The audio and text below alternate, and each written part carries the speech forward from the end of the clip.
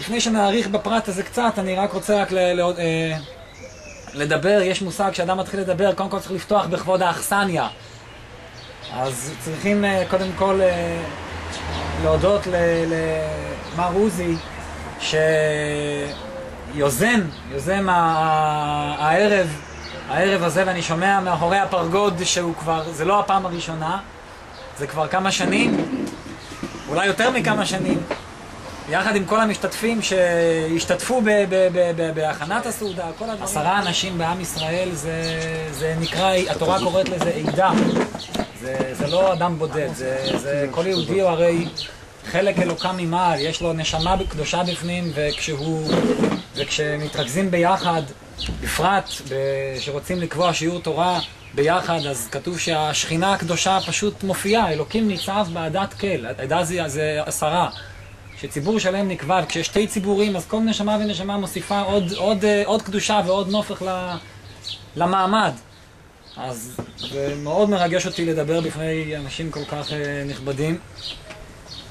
וראשית כל אני לא רוצה להפריע במהלך הסעודה החשובה של ערב ראש חודש, שזה יהיה עוד יותר חשוב אם זה יימשך לתוך הלילה כמובן, כי סעודת ראש חודש זה עוד אחרי שהשמש תשקע. ואני רק בא לזכות אתכם קצת ואת עצמי ללמוד תוך כדי הסעודה. אני לא רוצה להפריע לסעודה, אלא ללמוד בתוך הסעודה. כולכם יודעים שזה עניין מאוד גדול. יהודי שאוכל ולא לומד על השולחן בשעת הסעודה, אז בסדר, אז הוא אכל. גם בהמה אוכלת, וזה הוא שווה לבהמה. אבל ברגע שיהודי אכל והתכוון לאכול כדי שיהיה לו כוח לעבוד את השם, או שהוא למד בתוך כדי הסעודה, אז הוא הפך את הסעודה הזאת מסעודה של בהמה לסעודה של, כמו מלאך, יותר ממלאך. הוא הפך את הסעודה לסעודה קדושה. יהודי הרי, התפקיד של יהודי זה לקחת את כל הדברים של החומר של העולם, את האוכל, את העצים, ולהשתמש בזה לקדושה. זו סעודה של מצווה, סעודת ראש חודש, יש עניין גדול לאכול בראש חודש, כמו בשבת. הרמב"ם אומר שכבוד שבת וכבוד ראש חודש זה אותו דבר. יש דעות בקדמונים שבראש חודש הולכים עם בגדי שבת. המקובלים היו טובלים בערב ראש חודש, עכשיו הולכים למקווה לטבול כמו בערב שבת. כך קראתי בקדמונים. זה היה ראש חודש, היום אין לנו את המושגי ראש חודש. אתם יודעים שבזמן בית המקדש לא עבדו בראש חודש? זה לא היה יום חופש, זה היה יום גבוה, יום שבו עם ישראל מקריב קורבן שעיר עזים, ועוד קורבנות לכבוד ראש חודש, כמו בשבת, זה אותם קורבנות כמו בשבת. ופשוט כשעם ישראל מקריב קורבן ציבור, אז אסור לעבוד. זה כאילו כמו בערב פסח, אחרי חצות, יש הלכה בשולחן ערוך שאסור לעבוד אחרי חצות בי"ד ניסן. למה? כי זה זמן של הקרבת קורבן פסח שכל יהודי צריך להקריב, אז ממילא אסור לו לעבוד בזמן הזה. זה כמו יום טוב, זמן של הקרבת קורבן הוא כמו חג. אז לכן ראש חודש זה יום גדול מאוד, וסעודת ראש חודש זה עניין מאוד גדול. אז אנחנו אני מאוד אשמח לדבר בתוך כדי האוכל, כדי שהשולחן יהפך מזבחי מתים, שהפסוק אומר, לזבחי חיים, לסעודה קדושה. זהו. משהו ככה, אז זהו, אז אחזנו בפרט הזה, אני קצת מתבלבל, אני אדם מאוד מבולבל שקופץ מנושא לנושא וחוזר לכמה נושאים אחרים, אז תשתדלו למקד אותי. אז זה בסדר, לאורך כל הדרך. אז יש דבר שאנחנו קצת לא שמים לב אליו.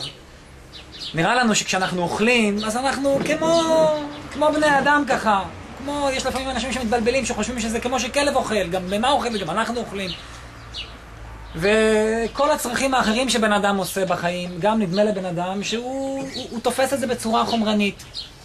באה הנצרות והאסלאם, והשקע מהיהדות את ספרי התורה שלה, כל אחד בדרך שלו, אבל הצד השווה שבשניהם, שהם תפסו את העניינים בצורה גזולה ומעוותת. מה אני מכוון לומר? זה נקודת היסוד שעליה ראוי לדבר בערב חג השבועות, לפני שנתחיל את הגמרא, את הנקודה של העבודה של האדם היהודי בעולם. ולא צריך להפליג גבוה. גם יהודי פשוט וזה שלא זוכר הרבה ללמוד, יכול הרבה לקדש את המעשים שלו בצורה שישפיעו עליו גם על דורותיו. מה אני מכוון לומר? יש פסוק, בכל דרכיך דאהו והוא יישר אורחותיך. אדם צריך לדעת את הקדוש ברוך הוא בכל פעולה שהוא עושה, גם בפעולת אכילה ושתייה. מה אני מתכוון לומר? בורא עולם שהוא נתן תורה לעם ישראל, בחודש הזה שעכשיו אנחנו נכנסים אליו, הוא לא בא להפוך את האדם היהודי לאדם נבדל מחומר. להפך הגמור, זה התפיסה הנוצרית, יימח שמה וזכרה, והתפיסה האסלאמית.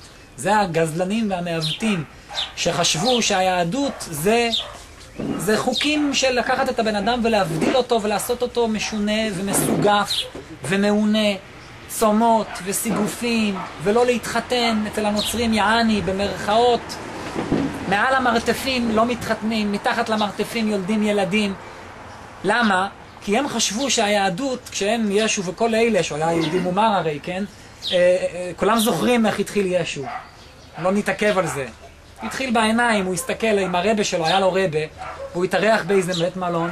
זה סתם מזעזע, סתם, כל פעם שאני נזכר בזה, זה מזעזע, מה שמירת עיניים עושה לבן אדם.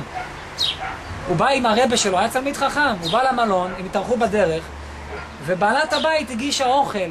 אז הוא אמר, ישו, יימח שמו וזכרו, זה ראשי תיבות ישו, אתם יודעים, כן? ישו.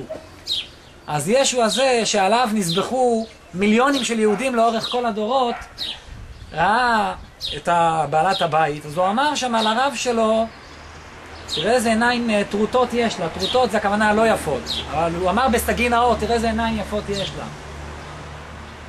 אז הרב שלו אומר לו, מה? בזה אתה מסתסק? אתה מסתכל על אשת איש? ככה הוא אמר לו. הוא כל כך נפגע, יצא לתרבות רעה, לא רצה לחזור. מזה התחילה הנצרות.